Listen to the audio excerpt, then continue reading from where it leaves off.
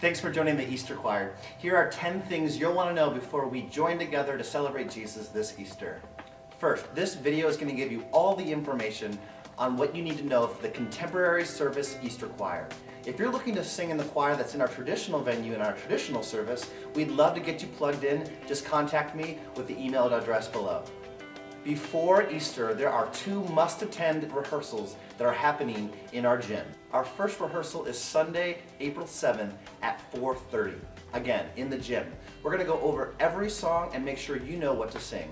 It's going to go for about 45 minutes to an hour. Our second rehearsal is most important, and it happens on Wednesday, April 17th at 6:45. Because we're joining the band on the stage, it's going to take a little bit longer of a rehearsal. We'll be ending a little bit after 9 o'clock, but we're going to have a lot of fun together, and you're going to leave knowing exactly what to do for Easter weekend. Easter weekend is going to be so great. We actually have 5 service times that we want the choir to sing at. 4 and 6 p.m. that Saturday, and then on Easter Sunday, our regular services at 9, 10:15, and 11:30. We really want you to be at all 5 services because your presence matters. If you have any problem being at all 5, message me and we can talk. So what should you do up until Easter? You should have a personal rehearsal with the resources that we sent you by way of email. You can listen to the songs we're singing in the pitch that we're singing them in. We've pitch shifted the songs so you know how it will feel to sing, but it does make the voice in the recording a little fun. We also have sheet music for every single song. Don't read music? Don't worry about it. Just listen to the music and work on the lyrics.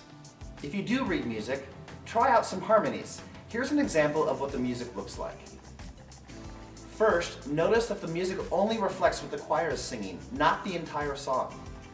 The way to know the order of the song and what the choir is going to be singing is to look at the map along the top of the music. Here's what the letters mean. V equals verse, C equals chorus, B equals bridge, and T equals tag. That still is kind of confusing. Don't worry, we're going to go over it in our rehearsal.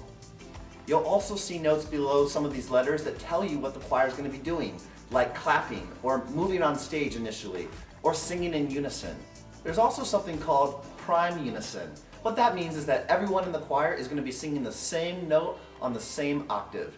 Generally speaking, guys, that means that you're going to have to jump up an octave, but trust me, most, if not all of you, can do it.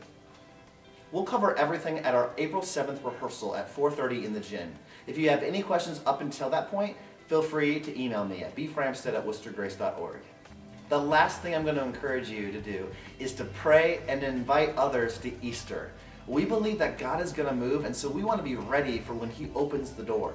We believe people are going to come into contact with the living God through Jesus Christ and come to know Him as their personal Lord and Savior. Don't you want that for people? Don't you want that for your friends and family? So invite people to join you at Easter. We'll make sure that you're able to sit with them at the service that they attend. Hope you have a great rest of your day, and we'll see you on April 7th for our first rehearsal.